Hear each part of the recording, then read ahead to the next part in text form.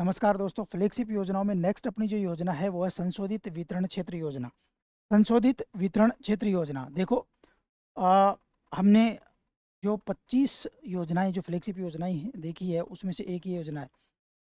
Flagship योजना जो 25 थी वहां पर अपन ने ये बात की कि ये योजना है और ये इसका डिपार्टमेंट है। वो बात वहां पे भी की, यहाँ पे वापस भी बात है, ऊर्जा विभाग से रिलेटेड ये योजना है क्योंकि ये वितरण क्षेत्र में सुधार से संबंधित है। जो डिस्ट्रीब्यूशन होता है यानी बिजली जो होती है, बिजली उत्पादित होती है, एक तो उत्पादन होता है, फिर एक होता है उसका डिस्ट्रीब्यूशन। उत्पादन होने के बाद में घरों घरों तक बिजली पहुंचती है। तो जिन घरों घरों तक जो बिजली पहुंचती है उस दौरान बिजली के उत्पादन क्षेत्र से जहां उत्पादित हो रही है वहां से तारों के माध्यम से बिजली घरों तक पहुंचती है। उस दौरान जो भी समस्याएं हैं उनको दूर करने के लिए और बिजली की परिचालन क्षमता में आगे बात करेंगे तो इसमें सुधार के लिए ये योजना संशोधित यानी संशोधन किया है इस योजना में। वितरण क्षेत्र यानी डिस्ट्रीब्यूशन जो सेक्टर है, डिस्ट्रीब्यूशन सेक्टर से रिलेटेड ये योजना है। एक्चुअल बात करें तो ये योजना जुलाई 2021 को लॉन्च की गई थी प्रधानमंत्री नरेंद्र मोदी के द्वारा। और देखो 30 जून को यानी जुलाई से पहले मंत्रिमंडल की आर्थिक मामला जो मामलों की समिति होती है, इकोनॉमिक अफेयर कमेटी होती है, उसके द्वारा इस योजना को स्वीकृति दी गई। ध्यान रखना, भारत सरकार की जो भी योजनाएं या जो भी योजनाएं होती है, जब आपको कभी पूछे कि कौन सी समिति की अप्रूवल से होती है तो वो ये समिति है सभी योजनाओं के लिए, क्योंकि इस समिति का अप्रूवल जरूरी होता है। अब ये बात करें कि नोडल मंत्रालय कौन है, तो विद्युत मंत्रालय भारत सरकार है। और राजस्थान में कौन है, तो विद्युत विभाग यहाँ पर आ जाएगा। नोडल एजेंसियों के रूप में देखें कि इसकी नोडल एजेंसियाँ कौन कौन सी है, यानी नोडल मंत्रालय जिस मंत्रालय के अंदर ये स्कीम संचालित की जाएगी वो हो गया उसका नोडल मंत्रालय। और नोडल एजेंसी जो एजेंसियां इस स्कीम को इम्प्लीमेंट करेंगी, यानी जिन एजेंसियों को इस स्कीम को लागू करने का दायित्व सौंपा गया है कि आप इस स्कीम को लागू करो, वो कहलाएगी नोडल एजेंसी। और नोडल एजेंसी में REC, रूरल इलेक्ट्रिफिकेशन कॉरपोरेशन, एक तो ये है, और एक है PFC, पावर फाइनेंस कॉरपोरेशन। दो कंपनियों को ये सौंपा गया है, एक तो रूरल इलेक्ट्रिफिकेशन कॉरपोरेशन, एक है पावर फाइनेंस कॉरपोरेशन। ये दो जो कंपनियां हैं वो इस योजना को लागू करने का काम करेगी। और ये योजना जिस मंत्रालय के अधीन आएगी वो है भारत सरकार का ऊर्जा मंत्रालय। और ये योजना राजस्थान में ऊर्जा विभाग के तहत ये संचालित की जाएगी, यानी विद्युत मंत्रालय जिसको बोलते हैं। ये योजना एक सेंट्रल सेक्टर स्कीम है, यानी CSS। अब देखो कुछ योजनाएं सेंट्रल सेक्टर स्कीम किसको कहते हैं वो अपन बात करेंगे एक अलग से वीडियो में, क्योंकि भारत सरकार ने सभी योजनाओं को 3 भागों में डिवाइड कर सका किया है। तो उन 3 भाग कौन कौन से हैं उनके बारे में बात करेंगे। तो ये सेंट्रल, उसमें एक भाग है सेंट्रल सेक्टर स्कीम यानी केंद्र क्षेत्र योजना, ठीक है ना। अब इसकी लक्ष्य अवधि देखो ये कब तक चलेगी, 21-22 से, क्योंकि 21 से शुरू हुई है, जुलाई में शुरू हुई है। तो जुलाई में यदि 21 से शुरू हुई है तो आप ये देखिए कि 21-22 सत्र शुरू हो गया, मतलब सत्र कौन सा, 21-22। तो 21-22 से लेकर के 25-26 तक, यानी कितने साल हो गए, लगभग 5 वर्ष की ये योजना है। इसमें 3 लाख करोड़, 3.03 लाख करोड़ का इसका बजट है। अब ये भी पूछा जा सकता है, देखिए ये सारी डाटा जो है वो काफ़ी इंपॉर्टेंट होते हैं। योजना का प्रश्न आपको सबको पता है कि ये बात तो भूल ही जाओ कि सीधा सीधा पूछता है, कोई रेयर कभी कभार पूछ लेता है तो अलग बात है। बाकी योजना का प्रश्न आपके 3-4 योजना की स्टेटमेंट आते हैं और उन स्टेटमेंट में से गलत सही, ये कितने सही हैं, 3 सही हैं, 2 सही हैं, 4 सही हैं, उस तरह से पूछता है। यानी आपको डाटा सारा पता होना चाहिए कि योजना जुलाई 21 को शुरू हुई, प्रधानमंत्री के द्वारा शुरू की गई। और दूसरा, इसके नोडल विभाग को, नोडल एजेंसी कौन सी है, नोडल मंत्रालय कौन सा है, राजस्थान में नोडल विभाग कौन सा है। योजना सेंट्रल सेक्टर स्कीम है। लक्ष्य कितना है, 5 साल का, 21-22 से। अब 5 साल भी याद है आपको तो 21-22 से आप 5 साल कर सकते हो, 25-26। बजट इसका 3.03 लाख करोड़ रुपए का है। और इसमें से 93,000 करोड़ की केंद्रीय सहायता भी है, मतलब इस बजट में जो सेंटर की जो सहायता दी जाएगी केंद्र सरकार के द्वारा वो भी इसमें शामिल की गई है। उद्देश्य देखें तो इसके उद्देश्य चाहे आप आगे पढ़ोगे ना तो भी ये समझ में आ जाएंगे, मैं यहाँ पे थोड़ा थोड़ा इनको समझा के चलता हूँ। बिजली वितरण कंपनी डिस्कॉम, मैंने क्या कहा, डिस्ट्रीब्यूशन से रिलेटेड ये योजना है। तो उनकी वित्तीय स्थिति को सुधारना पहला, फाइनेंशियल, क्योंकि वो काफ़ी लॉसेज में चल रही है तो उनकी वित्तीय स्थिति सुदृढ़ हो, इसके लिए योजना काम करेगी। और दूसरा उनका परिचालन क्षमता, ऑपरेशन जो कैपेसिटी है उनकी, मतलब ऑपरेशन जैसे परिचालन में क्या होता है, जगह जगह बिजली चोरी हो जाती है, ठीक है ना, घरों में भी तार लगा लिए जाते हैं और बिजली की चोरी कर ली जाती है, ठीक है ना। रास्ते में भी जो बिजली आती है तो वो भी बहुत सारी बिजली जो है वो लॉसेस हो जाती है, उसका ख़त्म हो जाती है एक तरह से, आने उसको ले जाने का परिवहन ये हो गए एक तरह से तारों के माध्यम से जो आती है, तो वहाँ बिजली का लॉसेज हो जाता है। तो उस दोनों स्थितियों को कैसे बेटर किया जा सके, कैसे ये सुनिश्चित किया जा सके कि हर व्यक्ति को हर घर में 24/7 यानी हर घंटे 24/7 24 घंटे और सातों दिन बिजली उपलब्ध करवाई जा सके। ए एटी एंड सी लॉसेज को कम करना, ये बात अपन आगे करेंगे। वितरण से रिलेटेड हानि होती है, aggregate technical and commercial losses होते हैं। एग्रीगेट टेक्निकल और कमर्शियल दो प्रकार के लॉसेज होते हैं जिनको आगे बात करेंगे अपन। तो और बिलिंग और कलेक्शन क्षमता बढ़ाना, यानी कलेक्शन भी बढ़ाना, ठीक है ना। उपभोक्ताओं को डिजिटलीकरण, क्योंकि बिजली से रिलेटेड स्मार्ट मीटर इसमें लगाए जाएंगे। स्मार्ट मीटर के माध्यम से बिजली चोरी रोकने में मदद मिलेगी और इससे क्या होगी, पारदर्शिता भी बढ़ेगी। तो ये इसके उद्देश्य भले ही आप इनको पढ़ के आगे निकल जाओ, आगे नीचे जब आप इसके कंपोनेंट पढ़ोगे, घटक पढ़ोगे, इसकी विशेषताएं अलग से पढ़ोगे, तब ये उद्देश्य वापस पढ़ना। आप जब वापस पढ़ोगे तो पढ़ने लायक रहेंगे ही नहीं, इनमें सब कुछ आपको वैसे ही समझ में आ जाएगा। फिर देखो इसके घटक है। इसके घटकों को मैंने 3 भागों में बांटा है। पहला है ऑपरेशनल रिफॉर्म, यानी जो इसके ऑपरेशन चलाए जाते हैं, घरों तक बिजली पहुंचा जाती है, उसमें क्या क्या रिफॉर्म इसमें किया जाएगा। यानी इस योजना में जो ऑपरेशनल चलाए जाएंगे, जो कार्यात्मक प्रक्रियाएं होंगी, यानी जो ऑपरेशन इस योजना के तहत चलाए जाएंगे, घरों तक बिजली पहुंचाई जाएगी, तार बिछाए जाएंगे, ठीक है ना। तो उसमें कहाँ कहाँ पर छीजत होती है या बिजली चोरी होती है, बिजली में कमी होती है, तो उनको किस तरह से सुधार किया जा सके। इसके लिए पहली चीज़ है स्मार्ट मीटर।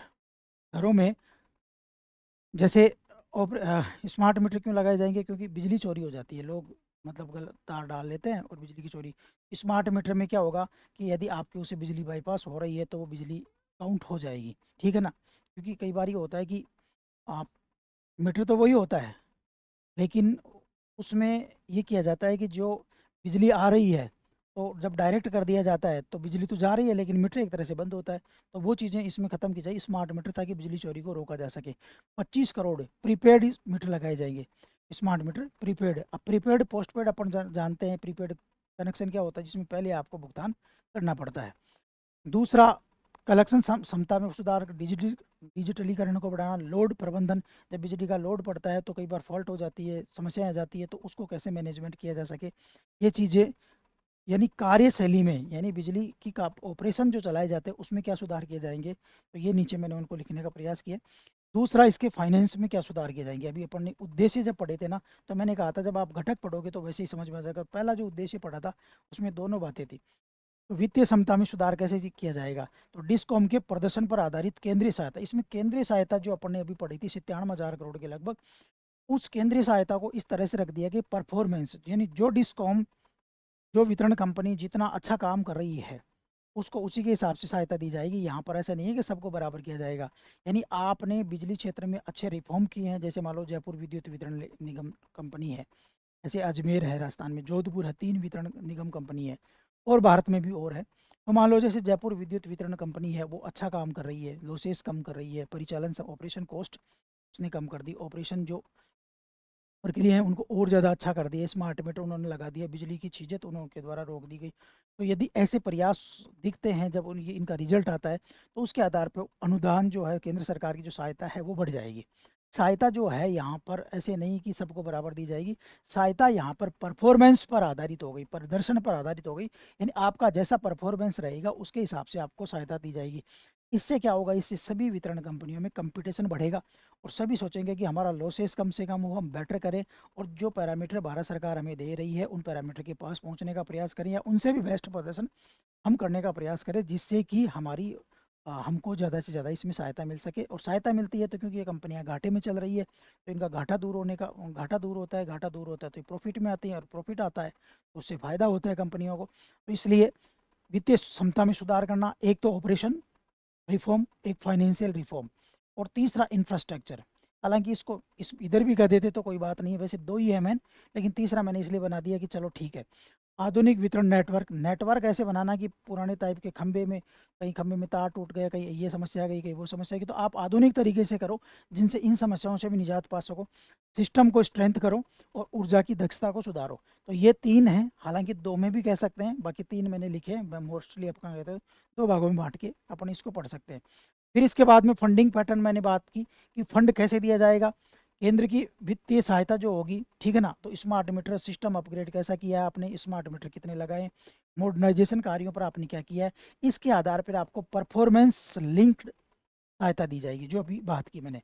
नहीं, सहायता जो है प्रदर्शन आधारित होगी, यानी डिस्कॉम जितना अच्छा सुधार करेगा, दिखाएगा, उतनी ही सहायता दी जाएगी, जो कि अपन ने और अभी थोड़ी देर पहले भी यही बात की। तो यानी फंडिंग का जो तरीका होगा वो परफॉर्मेंस बेस्ड होगा, और जो सहायता है, केंद्र की सहायता है, वो परफॉर्मेंस बेस्ड दी जाएगी। उसके बाद में देखो नेक्स्ट इसी योजना से रिलेटेड और बात करते हैं। एक मॉडल है, जो क्या पता इसमें आपको पूछ लिया जाए एग्जाम में, तो आप ध्यान रखना कि इससे रिलेटेड एक मॉडल है, उसका नाम है टोटैक्स। इसकी फुल फॉर्म पूछ ले तो देखो, कैपिटल एक्सपेंडिचर, ऑपरेशनल एक्सपेंडिचर को मिलाकर के कहते हैं टोटैक्स, टोटल एक्सपेंडिचर। जैसे कह सकते हैं टोटल एक्सपेंडिचर, यानी कैपिटल एक्सपेंडिचर यानी पूंजी कितनी खर्च हुई है, और ऑपरेशन पे कितना पैसा लगा है। तो दो प्रकार के भाग को मिलाकर के, यानी पूंजीगत व्यय और परिचालन व्यय, दोनों को मिलाकर के स्मार्ट मीटर और सिस्टम मॉनिटरिंग योजनाओं को लागू करना। लाभ इसमें, यानी ये जो योजना है वो पीपीपी मॉडल पे चलाई जाएगी, यानी सार्वजनिक के साथ सरकार और निजी क्षेत्र दोनों मिलकर के इसमें पार्टिसिपेट करेंगे, और जिस मॉडल के तहत मिलेंगे उसका नाम है टोटैक्स मॉडल। तो कई बार इसका प्रश्न पूछ लिया जाएगा, टोटैक्स का मतलब क्या, टोटल एक्सपेंडिचर में क्या क्या आएगा। तो कैपिटल एक्सपेंडिचर आएगा और ऑपरेशनल एक्सपेंडिचर आएगा। और जब निजी क्षेत्र को सरकार के साथ मिलाता है, तो सरकार को देखो पीपीपी मॉडल में सबसे बड़ा फायदा ये होता है कि सरकार का पैसा खर्च नहीं होता, या होता है तो बहुत कम, क्योंकि पीपीपी के अलग अलग बहुत सारे मॉडल हैं। या तो सरकार न्यूनतम पैसा खर्च करती है, कई मॉडल में तो बिल्कुल ही। निजी क्षेत्र का क्या क्या लाभ मिलता है, निजी क्षेत्र से पैसा मिल जाता है, निजी क्षेत्र से टेक्नोलॉजी मिल जाती है, निजी क्षेत्र का जो प्रबंधन है, मैनेजमेंट है, वो सरकार से बेटर माना जाता है, तो वो मैनेजमेंट का लाभ मिल जाता है। तो ये सारी चीज़ें निजी क्षेत्र से मिल जाती है। निजी क्षेत्र को क्या मिल जाता है, उसके बदले में जितना निजी क्षेत्र के द्वारा इन्वेस्ट किया गया है, जो निजी क्षेत्र ने अपना जो समय किया है, तो उन सब के बदले में उसको एक वित्तीय लाभ मिल जाता है, सहायता मिल जाती है। तो वो पीपीपी मॉडल होती है। तो सरकार कम पैसे में या न के बराबर पैसों में भी लोक कल्याणकारी कार्यों को कर सकती है। पीपीपी जैसे रोड जो बनी है हमारी, वो पीपीपी मॉडल पे बनी है। निजी क्षेत्र को, हाँ भाई आप आओ बनाओ रोड, और जब आप बनाओगे, बनाने के बाद में आप इसके ऊपर टोल टैक्स लगा दो, और जब आपका पैसा वसूल हो जाए तो आप चले जाओ। तो सरकार को फायदा हो गया, रोड भी बन गई, परिवहन व्यवस्था में सुधार हो गया, और निजी क्षेत्र, पैसा भी नहीं लगा, सरकार का सारा काम हो गया, बाद में सरकार ने अपने पास वापस भी ले लिया। तो इस तरह से निजी क्षेत्र, इसको पीपीपी मॉडल बोलते हैं। तो पीपीपी मॉडल जो है यहाँ पे, ये ध्यान रखना, टोटैक्स का नाम पूछा जा सकता है। लक्ष्य क्या है, तो लक्ष्य मैंने अभी थोड़ी देर पहले बोला था कि एक तो AT and C losses. AT का मतलब एग्रीगेट, यानी संचयी, तकनीकी और कॉमर्शियल। दो प्रकार की हानि होती है, लॉसेज यानी हानि। एक तो होती है टेक्निकल लॉसेज, तकनीकी हानि, जिसमें जैसे चोरी हो गई, बिलिंग में से रिलेटेड हो गई। एक होती है कमर्शियल हानि, जैसे भुगतान में चूक हो गई, संग्रह क्षमता हो गई। तो इन दोनों लॉसेस को 12 से 15% तक कम करना है, ये ध्यान रखना 2024-25 तक। ये इंपॉर्टेंट चीज़ है। यानी एटी एंड सी लॉसेस हैं, उनको 12 से 15, यानी अभी जो परिचालन में, ऑपरेशन में, इनमें मान लो पैसा खर्च हो रहा है, यानी मान लो 20% लॉस हो रही है, मान लो 100 रुपये फालतू का खर्च हो रहा है, तो उसमें 12 से 15% तक कमी लाना, ये 2024-25 तक का लक्ष्य है। ये लक्ष्य आप रट के याद रखना। दूसरा है एसीएस एपीआर गैप को 2024-25 तक जीरो करना। ACS APR gap. अब एसीएस एपीआर गैप, एसीएस का मतलब होता है एवरेज कॉस्ट ऑफ सप्लाई। आप जब बिजली की सप्लाई करते हो, जब कंपनियां बिजली की सप्लाई करती है, तो उसकी एवरेज कॉस्ट कितनी आती है। तो उसकी एवरेज कॉस्ट जो होती है, लागत होती है, यानी जो उसकी लागत आती, सप्लाई करने में जो लागत लगी है, उसको बोलते हैं एसीएस। और ए आर आर का मतलब एवरेज रेवेन्यू रियलाइज्ड। और जो उसमें राजस्व आता है, मतलब सिंपल शब्दों में मैं ये कहूँ कि कंपनी ने तो कितना पैसा लगा, कंपनी का लागत कितना है उस पूरे काम को करने में, जैसे लाइन बिछाने में, सब कुछ, और उसके बदले कंपनी को राजस्व कितना हुआ। इन दोनों का जो अंतर है, जैसे कंपनी ने मान लो 100 रुपये लगाए, ठीक है, और उसके बदले राजस्व कंपनी को 80 रुपये हुआ, तो लॉस कितना हुआ, 20 रुपये हो गया। मान लो कंपनी ने 100 रुपये लगाए, राजस्व 110 हो गया, तो लाभ कितना हुआ, 10 रुपये हो गया। तो इसको कहते हैं एसीएस एपीआर गैप। और इसको जीरो करना है, जीरो करना, क्योंकि अभी लाभ में तो है नहीं, हमने अभी बात की कि कंपनी जो है हमारी, वो लाभ में तो है नहीं। तो इसका मतलब ये गैप तो है, ये 20% हो सकता है, ये 15% हो सकता है।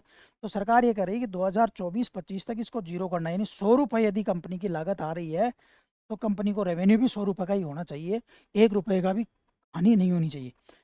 कहने का मतलब ये हुआ कि सरकार ये करेगी यार अभी तो आप लॉस में चल रहे हो, ठीक है ना, अब इस लागत और जो रेवेन्यू का जो गैप है इसको जीरो पे तो लाओ।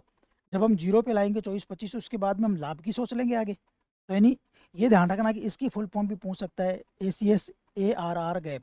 ACS in average cost of supply, यानी सप्लाई का एवरेज कॉस्ट क्या है, और रेवेन्यू रियलाइज्ड कितना है यानी राजस्व कितना है, और इन दोनों के बीच का जो अंतर है उसको बोलते हैं ACS ARR गैप, और जो कि 2024-25 तक कितना करना है, जीरो। तो देखिए AT&C लॉसेस है ना, वो तो करने 12 से 15% कम 2024-25 तक, और ACS ARR गैप जो है वो करना है 2024-25 तक जीरो। ये लागत और राजस्व का अंतर, ये आप समझ गए होंगे एग्जाम्पल से। स्मार्ट मीटर मैंने पहले ही बता दिया कि 25 करोड़ स्मार्ट मीटर इसमें लगाने। बिजली आपूर्ति अपन ने बात कर ली, 24/7 बिजली आपूर्ति सुनिश्चित। PM विश्वकर्मा योजना, प्रधानमंत्री विश्वकर्मा योजना, ये योजना है 17 सितंबर को, ठीक है ना। प्रधानमंत्री के द्वारा योजना 2023 में 17 सितंबर 2023 को ये योजना प्रधानमंत्री के द्वारा 17 सितंबर को प्रधानमंत्री जी का जो है बर्थडे, हैप्पी बर्थडे आता है, तो उस दिन ये योजना शुरू की गई, ठीक है ना। योजना की अवधि 2023 से लेकर के 27-28 तक है। योजना की अवधि कब से है, 2023 से लेकर के 2027-28 तक है। ये उद्योग विभाग चला रहा है, तो उद्योग से रिलेटेड ये योजना है।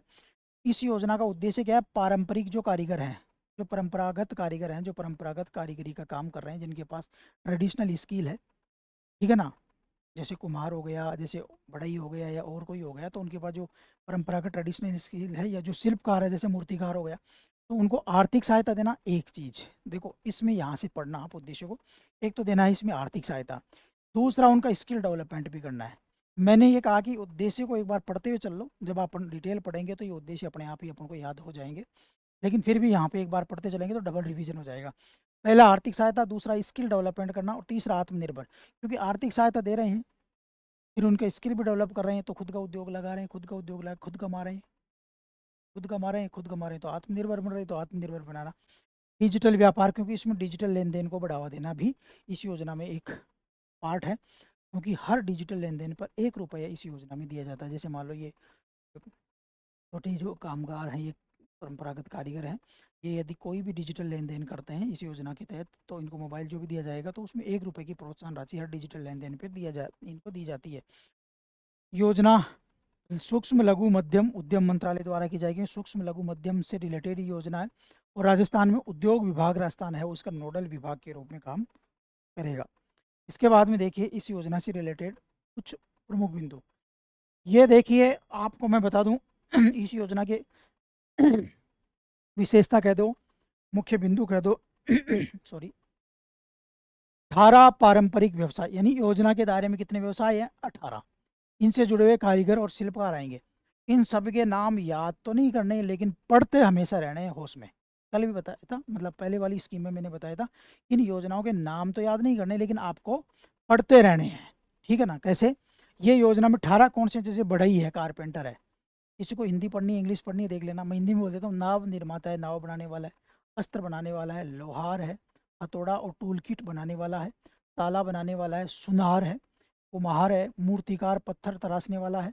पत्थर तोड़ने वाला है। मोची, जूता कारीगर है। राजमिस्त्री है, ठीक है ना। टोकरी, चटाई, झाड़ू निर्माता है।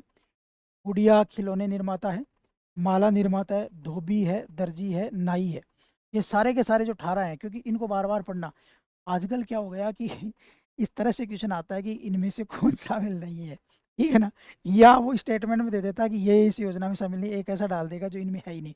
आप बार बार पढ़ोगे, रटना नहीं है, मैंने फिर कहा, रटोगे तो याद नहीं होंगे 18 नाम।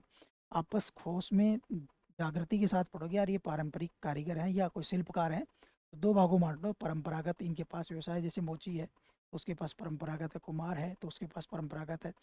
ऐसे शिल्पकार को देख लो, जैसे पत्थर बनाने वाला है, मूर्ति बनाने वाला है, तो वो शिल्पकार हो गए, शिल्प का काम कर रहे हैं। तो ऐसे बना करके ये 18 के 18 नाम आपको ध्यान में रखने होंगे, क्योंकि इनसे प्रश्न पूछे जा सकते हैं। इस योजना में क्या किया जा रहा है कि विदाउट कोलेट्रल, देखो आप बैंक में जाते हो, और बैंक में जाकर के आप ये कहते हो कि भाई मुझे लोन चाहिए, तो बैंक वाला कहेगा कि भाई इसके बदले में कोलेट्रल क्या होगा, गिरवी क्या रखेगा भाई, तो मेरी ज़मीन के कागजात हो तो वो गिरवी। सरकारी कर्मचारी तो बैंक वाले को पता है कि जाएगा कहाँ, इसकी नौकरी गिरवी रख दी एक तरह से, नहीं देगा तो अपन वैसे ले लेंगे क्योंकि महीने के महीने काट लेंगे इसके वेतन से। तो यानी आपको कोई ना कोई कोलेटरल देना पड़ता है, कोलेटरल बोलता है यानी गिरवी रखना पड़ता है कुछ ना कुछ। लेकिन इस योजना में आप सरकार के द्वारा जो ऋण दिया जा रहा है, बिना गारंटी के ऋण दिया जा रहा है, क्योंकि इसमें सरकार मान रही है कि यार जो इतने छोटे छोटे व्यवसाय करने वाले हैं उनका गुजारा भत्ता ही बड़े मुश्किल से चलता है, वो क्या कोलेटरल रखेंगे, उनके पास कोई ज़मीन नहीं है, मान लो उनके पास घर भी नहीं है, कोई दुकान भी नहीं है, बस वो वैसे ही अपना व्यवसाय चल रहे हैं, किराए की दुकान लेकर के व्यवसाय चला रहे हैं। तो ऐसे लोग कहाँ से कोलेटरल देंगे, गिरवी रखने के लिए क्या देंगे? तो सरकार ने कहा कि ज़रूरत नहीं है, हम पीएम विश्वकर्मा योजना के तहत आपको बिना गारंटी के, बिना कोलेटरल के, बिना गारंटी के ऋण देंगे। गारंटी यानी आपको कुछ आपका गिरवी नहीं रखेंगे, बिना गारंटी के ऋण देंगे, 5% ब्याज पे देंगे। यानी ब्याज की टोटल परसेंट तो है 13, लेकिन इसमें 8% तो हम सब्सिडी दे देंगे। 8% तो हम क्या दे देंगे? सब्सिडी दे देंगे, जैसे यहाँ पे लिखा ब्याज सब्सिडी दे दीजिएंगे। और 5% आपको देना पड़ेगा, और 3 लाख तक का ऋण हम आपको दे देंगे। यानी 3 लाख रुपए तक का आप ऋण लोगे तो उसमें केवल आपको 5% ब्याज चुकाना पड़ेगा, और ऋण मूल राशि चुकानी पड़ेगी। बाकी सारा का सारा जो और ब्याज का पैसा है वो हम दे देंगे। सरकार कह रही है कि हम अपनी जेब से भुगतान करेंगे, क्योंकि आप अपना उद्योग चलाओ। तो 5% बहुत कम होता है, यानी 20 पैसे के लगभग हो गए, 20-25 पैसे भी नहीं हुआ। तो इतना सा ब्याज होता है, तो इतने से ब्याज में तो फिर वो 3 लाख रुपए को यदि इन्वेस्ट करता है सही तरीके से, तो उससे आगे वो अपना बिजनेस ग्रोथ कर सकता है। 2 किस्तों में देंगे, 1 लाख रुपए है पहले 18 महीने के लिए देंगे, फिर 2 लाख रुपए देंगे आपको 30 महीने के लिए, ठीक है ना? तो 2 किस्तों में आपको टोटल ब्याज पैसा दिया जाएगा 3 लाख रुपए, 5% ब्याज पे। 8% की जो ब्याज सब्सिडी है सरकार कह रही हम अपनी तरफ से दे देंगे, हम भुगतान उसका करेंगे। तो पहला तो उसको ऋण दे दिया, यानी इस योजना का पहला घटक तो क्या हो गया? ऋण हो गया। दूसरा मैंने कहा था स्किल डेवलपमेंट, यानी कौशल प्रशिक्षण, तो ये लो कौशल प्रशिक्षण, दूसरा स्किल डेवलपमेंट हो गया। उद्देश्य अपन ने पढ़ते हैं, अब उद्देश्यों को ध्यान में रखो। स्किल डेवलपमेंट में ये सरकार ने कहा कि आपको ट्रेनिंग देंगे हम। स्किल डेवलपमेंट तो क्या होता है? ट्रेनिंग ही होती है। तो 5 से 7 दिन की आपको ट्रेनिंग देंगे, लेकिन उसमें 500 रुपये स्टाइपेंड भी देंगे। होता क्या है कि ट्रेनिंग में कोई जाता है तो ट्रेनिंग में जाता है तो काम तो कर नहीं रहा, ठीक है ना? तो सरकार ने कहा कि आपका काम थक रहा है, हम ट्रेनिंग दे रहे हैं, इससे आपका काम थक रहा है, तो पर डे के 500 रुपये हम देंगे स्टाइपेंड के रूप में आपको। ट्रेनिंग भी देंगे आपको 5 से 7 दिन की, वो भी हम दे रहे हैं। और साथ साथ आप ट्रेनिंग लेने आ रहे हैं, उसके बदले 500 रुपये और दे रहे हैं पर डे के हम, 5 से 7 दिन की। तो ट्रेनिंग देंगे जिससे कि आपका जो ट्रेनिंग है, आपका जो स्किल है वो और भी ज़्यादा एनहेंस हो सके और ज़्यादा वृद्धि हो सके। और फिर इसके बाद में आवश्यकता हुई तो 15 दिन का आपको उन्नत प्रशिक्षण भी हमारे द्वारा दिया जाएगा। 15 दिन का उन्नत प्रशिक्षण दिया जाएगा। तो ये तो हो गया ट्रेनिंग वाली बात। स्किल डेवलपमेंट, स्किल डेवलपमेंट सरकार कर रही है 5 से 7 दिन का, फिर 15 दिन का उन्नत प्रशिक्षण कर रही है। जो 5 से 7 दिन का स्किल डेवलपमेंट कर रही है उसके साथ साथ 500 रुपये पर डे के हिसाब से स्टाइपेंड भी दे रही है, ताकि उसका घर खर्चा चल सके। ताकि ऐसा नहीं रखे भाई वो 5-7 दिन का वो कहाँ से लाएगा पैसा, क्योंकि भाई ये रोजगारों की स्थिति सरकारी मान के चलती है कि तो रोज कुआं खोदो रोज पानी पियो, ये स्थिति है इनकी, इसलिए।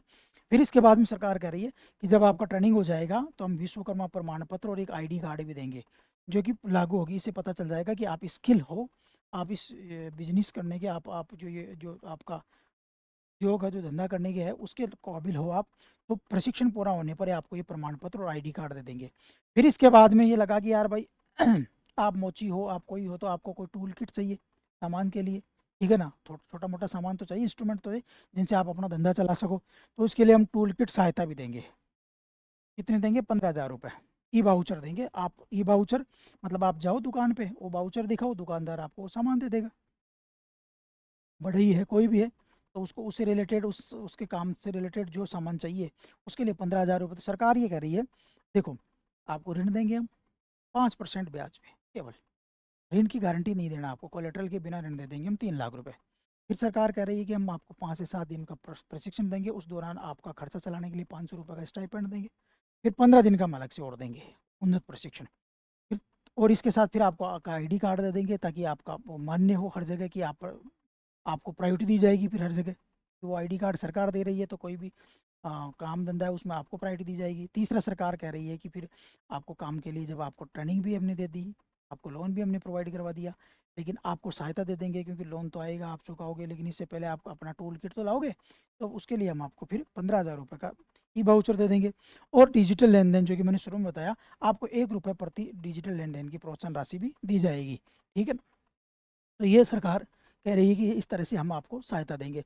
योजना को आप पढ़ते समय एक बार लास्ट में रिवाइज कर लिया करो, यार इस योजना में क्या है कि सरकार एक तो ऋण दे रही है इतने का, इतनी परसेंट पे। दूसरा, सरकार इसमें ट्रेनिंग दे रही है, स्किल डेवलपमेंट करवा रही है, उसमें स्टाइपेंड भी दे रही है कितने रुपए का। फिर उन्नत प्रशिक्षण दे रही है, फिर ट्रेनिंग का आईडी कार्ड प्रमाण पत्र भी दे रही है ताकि वो ट्रेनिंग मान्य हो। फिर सरकार टूल किट की सहायता दे रही है, फिर डिजिटल लेन देन पे सरकार 1 रुपये दे रही है। आप 1-2 बार सोचोगे तो फिर ये चीज़ें आपको याद हो जाएंगी। उत्पादों की गुणवत्ता और पहुंच बढ़ाने के लिए आपको मार्केट लिंकेज देंगे, मतलब मार्केट से आपको जोड़ेंगे। और हम, ऐसा नहीं है आपने मान लो जूते बना लिए, लेकिन आपके जूते, अब आप गांव बैठ करके बैठे हो दुकान पे, तो आपको जूते कोई खरीदे कि नहीं खरीदे। हम आपको मार्केट लिंकेज देंगे। मार्केट लिंकेज यानी मार्केट तक आपके जूते की पहुंच बनाने का हम प्रयास करेंगे, जिससे कि आपके द्वारा बनाए गए जूते हैं वो मार्केट में जा सके और बिक सके। ठीक है ना। और नई तकनीकी, और कई बार क्या होता है, जैसे गाँव में बैठा है, इन उद्योगों में लगे हुए और लोग होते हैं, वो ज़्यादा प्रशिक्षित भी नहीं होते, ट्रेंड भी नहीं होते, एजुकेटेड भी नहीं होते। तो उन लोगों को पता नहीं रहता कि यार आधुनिक दुनिया में क्या चल रहा है, नई मशीनरी क्या आ रही है, किस तरह से काम करता है, नई डिज़ाइन क्या आ रही है, आज की डिमांडिंग सिचुएशन क्या है, किस तरह के माल की डिमांड आज ज़्यादा हो रही है, नहीं पता उनको। वो तो वो एक ही डर से चल रहा है। इसके संदर्भ में भी आपको समय समय पर हम अवगत कराते रहेंगे, ताकि आप आधुनिक तकनीकी से आधुनिक जो डिमांड हो रही है उसके हिसाब से अपने उद्योग, अपने काम को ढाल सको, अपने जो प्रोडक्ट है उनको बना सको। ठीक है। फिर इसका बजट है 13,000 करोड़ रुपए का, जो 23 से 27-28 तक चलेगा, ये अपने पहले बात कर ली। अब देखो, इसका आवेदक भारतीय नागरिक तो होना ही चाहिए, 18 वर्ष से अधिक की उम्र, क्योंकि 18 वर्ष से पहले एजुकेशन की आयु मानी जाती है। 18 व्यवसायों में ये योजना लाभ की है, जो अपन ने शुरू में कर ली। परिवार में कोई सरकारी नौकरी या आय करदाता नहीं होना चाहिए, एक बात ये है ना। और यदि पीएम स्वनिधि, पीएम ईजीएफ या मुद्रा जैसी योजनाओं में लोन लिया है, लोन नहीं लिया हो, यदि लिया है तो चुका दिया हो, तो ही उस योजना का पात्र होगा। इसके साथ साथ मैंने थोड़ा सा राजस्थान सरकार का भी डाल दिया है। राजस्थान सरकार ने बजट 2025-26 में घोषणा की थी विश्वकर्मा युवा उद्यमी प्रोत्साहन योजना। इसमें युवाओं को लिए उद्यम प्रोत्साहन के लिए किया गया था 2 करोड़ तक की ऋण पर 8% इंटरेस्ट सब्सिडी, ब्याज सब्सिडी सरकार के द्वारा दी जाएगी। और इसमें 150 करोड़ की बजट का प्रावधान किया गया था। तो ये थोड़ी एडिशनल इन्फॉर्मेशन है जो मैंने आपको इसमें देने का प्रयास किया है। तो ये अपनी योजना हो गई। इसके बाद में नेक्स्ट योजनाओं को अपन नेक्स्ट वीडियो में पढ़ेंगे। नमस्कार।